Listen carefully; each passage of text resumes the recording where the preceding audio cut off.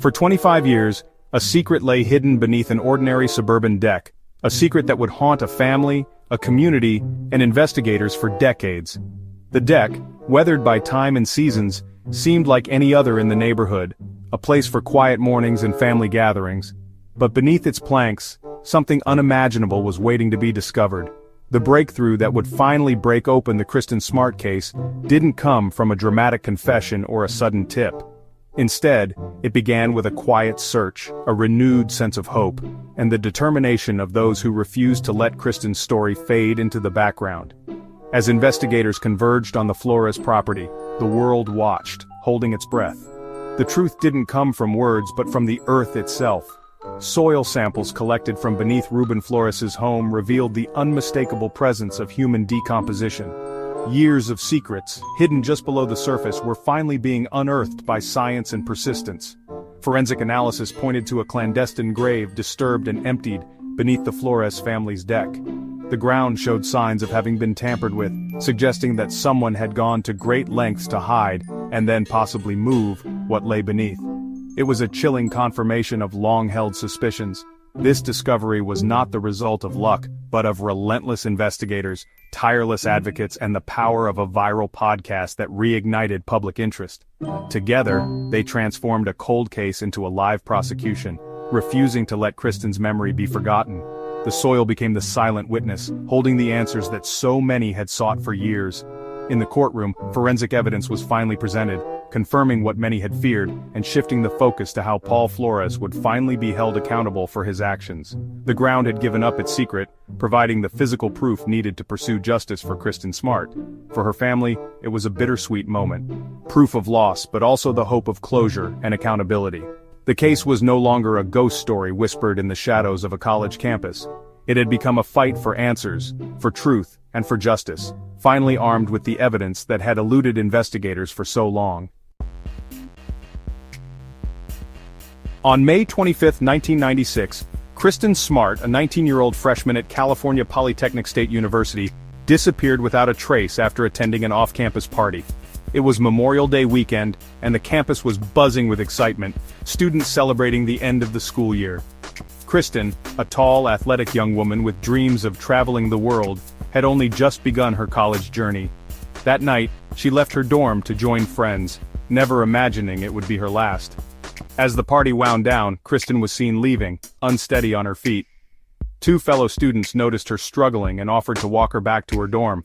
Along the way, Paul Flores, a fellow student, joined them.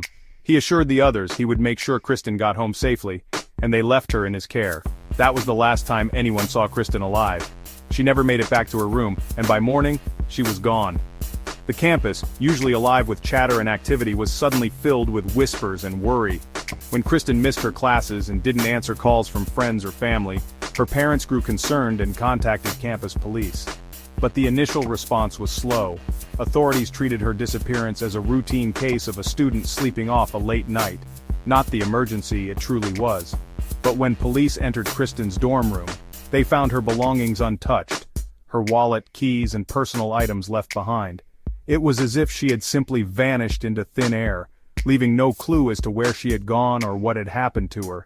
The Smart family, desperate for answers, pushed authorities to take the case seriously. They called friends, organized their own search, and pleaded with police to investigate further. But by the time a full investigation began, precious days had already slipped away. Soon, Kristin's face was everywhere, on flyers taped to lampposts, on bulletin boards, and in the local news. The entire San Luis Obispo community was gripped by her story, students and residents alike haunted by the mystery of her disappearance. For Kristin's family, it was the beginning of a nightmare that would stretch on for years. With no closure, only one person of interest, and no sign of their daughter, they were left to endure endless uncertainty and heartbreak. The disappearance of Kristin Smart became a cautionary tale, a wound that refused to heal, a reminder of how quickly a life can change, and how a community can be forever altered by a single night's events. The search for Kristin Smart was just beginning, a search that would span decades, draw national attention, and leave a lasting mark on everyone touched by her story. From the start, Paul Flores was the focus. He was the last to see Kristin alive, and his story quickly unraveled. He claimed to have parted ways with her near their dorms, but inconsistencies and a suspicious black eye raised alarms. Cadaver dogs alerted to his mattress, hinting at something sinister, but without a body, the case stalled. Flores invoked his right to remain silent, refusing to cooperate, and left campus as suspicion grew. For years he lived under a cloud, the prime suspect but legally untouchable. Law enforcement and the public never let go, keeping his name in the spotlight. He remained the one person who could end the Smart family's suffering, but he stayed silent. The shadow of justice denied loomed over the case. For over 2 decades, the Kristin Smart case was a cold, painful mystery. The Smart family became tireless advocates, keeping Kristin's memory alive and pressuring law enforcement. Investigations brought fleeting hope, like the 2016 hillside excavation, but yielded no answers. A new sheriff promised renewed focus, but the real turning point came with the true crime podcast Your Own Backyard. The podcast reignited public interest, uncovered new witnesses, and pressured authorities to act. The case, once dormant, was thrust back into the spotlight. Community support and media attention built momentum that law enforcement couldn't ignore. The decades of silence were ending. The search for truth was alive again. In 2021, after decades of frustration and dead ends, science finally broke the case open in a way that no one could have predicted. Years of painstaking investigation, countless interviews, and endless hope had all led to this pivotal moment. Investigators, now equipped with the latest forensic tools, brought cadaver dogs and ground-penetrating radar to Ruben Flores's property, determined to uncover the truth that had eluded them for so long. The search was methodical, every inch of the backyard scrutinized for hidden secrets. The dogs, trained to detect even the faintest scent of human remains, alerted beneath the back deck. At the same time, radar scans revealed a grave-shaped soil disturbance, an anomaly that couldn't be explained by natural causes. Archaeologists were called in to carefully excavate the site. As they peeled back layers of earth, they discovered stained soil and biological material. There was no body, but the evidence of human decomposition was unmistakable, a silent witness to what had happened years before. In the lab, scientists analyzed the soil samples with advanced techniques. Tests confirmed the presence of human blood, providing the first physical link between the property and Kristin's disappearance. The science was irrefutable. This was the breakthrough investigators had been waiting for. The ground beneath the deck told a chilling story of burial and removal, a narrative written in the earth itself. Though the evidence was circumstantial, it was powerful. The findings linked the Flores property directly to Kristin's disappearance, providing a compelling case for prosecutors. Using this new scientific evidence, investigators created a virtual reconstruction of the crime scene. The case against Paul Flores and his father grew stronger, and finally, after years of waiting, both men were arrested. The case was no longer just a collection of suspicions and rumors. It had become a prosecutable murder, with hard evidence to back it up.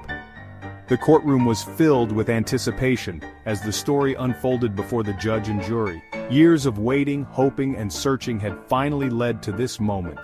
The community, Kristin's family, and investigators all held their breath as justice drew near. The secret beneath the deck, once hidden and silent, was now undeniable. The evidence spoke louder than words ever could. Justice, after so many years, was finally within reach.